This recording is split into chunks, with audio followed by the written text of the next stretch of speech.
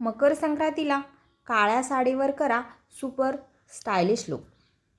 मकर संक्रांत आता अवघ्या काही दिवसांवर आली आहे.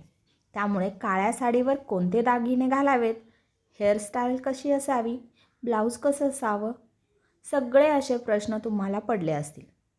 तर या काही अभिनेत्रींचे काळ्या साडीमधले सुंदर लुक पहा आणि तुमचा संक्रांत स्पेशल लुक कसा करायचा ते ठरवून टाका.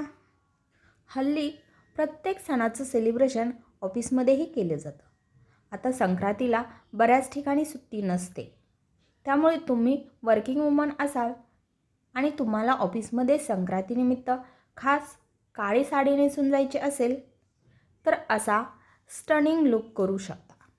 आणि जर तुम्हाला ट्रॅडिशनल लुक हवा असेल, म्हणजेच हळदी कुंकवाच्या कार्यक्रमाला किंवा तिळगुळ घ्यायला जायचं असेल तर काळ्या रंगाची काठापदराची साडी, त्यावरती ठसठशीत कपाळाला बिंदी, नाकात नथ, कानात झुमका वगैरे तुम्ही घालू शकता.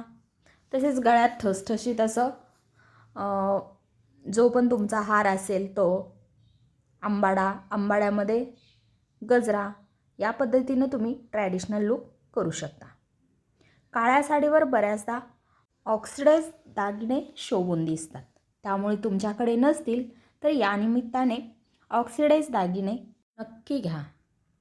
आणि थोडासा ट्रेंडी असा लुक करायचा असेल तर अशा पद्धतीने दागिन्यांची निवड करा. त्यात जर तुम्ही स्लीवलेस ब्लाऊज घातलं तर तुमचा लुक आणखी आकर्षित होईल. जर तुम्हाला संक्रांतीच्या दिवशी ऑफिसला जायचं असेल तर अशा पद्धतीचा लुकही तुम्ही करू शकता. हलकी फुलकी पातळ अशी साडी, त्यावरती स्लीवलेस ब्लाऊज, कॉन्ट्रास्ट कलर, परत ऑक्सिडाइज ज्वेलरी. जर अशा पद्धतीचा लुक तुम्ही केलात तर सगळ्यांमध्ये उठून दिसाल. काळ्या साडीतला सई तामणकरचा हा एक क्लासी लुक पहा. तिने फक्त मोठे कानातले घातले आहे तरीसुद्धा तिचा लुक कंप्लीट वाटतो. असं काहीतरी वेगळं तुम्हीसुद्धा ट्राय करू शकता. काठपदर साडी नेसून ट्रॅडिशनल लुक करायचा असेल तर असं काही करू शकता. केसांचा आंबाडा आणि गळ्यात मोत्यांचे किंवा ऑक्सिडाइज दागिने तुमच्या सौंदर्याला चार चांद लावतील. तर हे नक्की करून पहा. धन्यवाद.